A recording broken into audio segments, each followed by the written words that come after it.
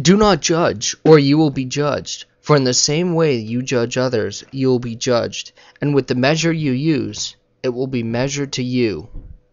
Many people understand this verse as the Bible teaching not to judge. But really, if we pull back in the scope and really look at the scripture as a whole, we see that what this is speaking about is not to judge other people's salvation or to have the audacity to say that they will go to hell, because ultimately that's not our decision. But rather what this means is if you don't have the ability to judge things properly, don't judge at all. And then Christ says what exactly that means. Right here, he says, why do you look at the speck of sawdust in your brother's eye and pay no attention to the plank in your own eye?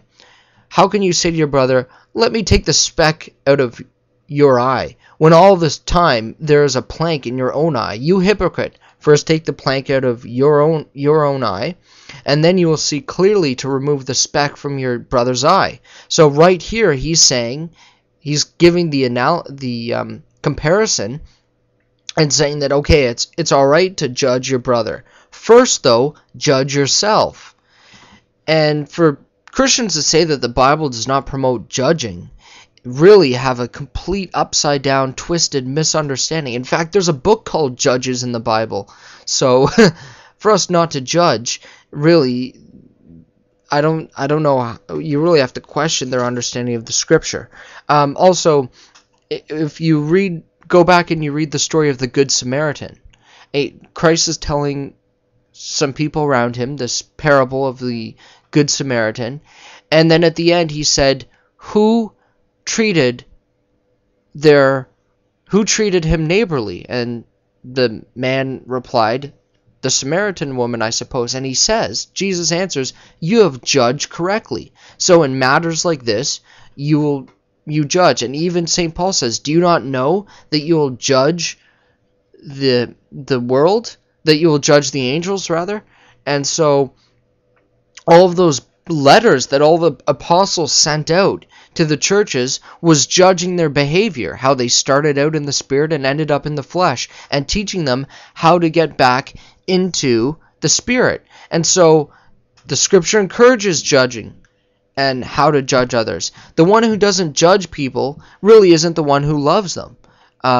If your child, let me use a comparison story. If your child is doing drugs, the father that doesn't judge them and say that this is false and this isn't wrong and that this is wrong and really doesn't say anything, isn't the one who loves them. It's the one who loves them that cares for them, that will teach them that this is not right to do. And so, therefore, it's important that we understand, that the purpose of the church is to be salt and light onto the world, is to stop the decay and the rotting of the world. And so we are to be that city on a hill and to show what is right from wrong. And the only way you can do that is by judging.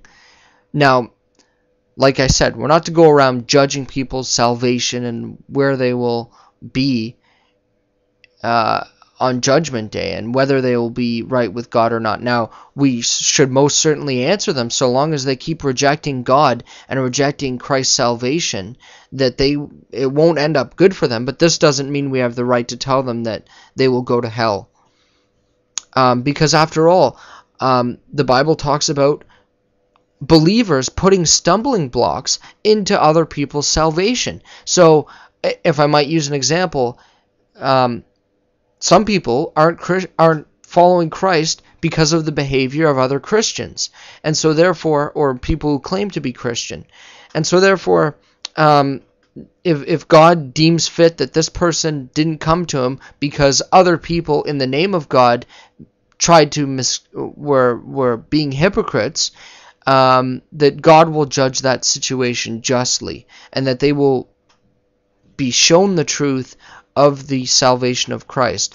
Romans chapter 1, particularly in and around verse 18, deals with that quite a bit. And so we see a lot that the Scripture does. In fact, in this verse,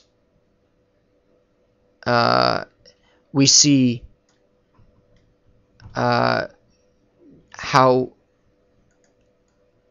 to judge situations. All through the Scriptures about judging different situations and how to behave. And most certainly, we're to speak the truth. Jesus called hypocrites hypocrites. Jesus called liars liars. And Jesus called children of Satan the children of Satan. And so we have the very right to expose people of their hypocrisy and their lies. But we must do this in a loving manner. And it's not to lord over them or think that we're better than they are, because we're most certainly not. And we could fall into the snare as easily as they have. And at one point, we all disobeyed God. And so to think that we are somehow better, the Scripture is completely against that. We must be humble and live in love with one another. So thanks for watching, guys, and take care. God bless.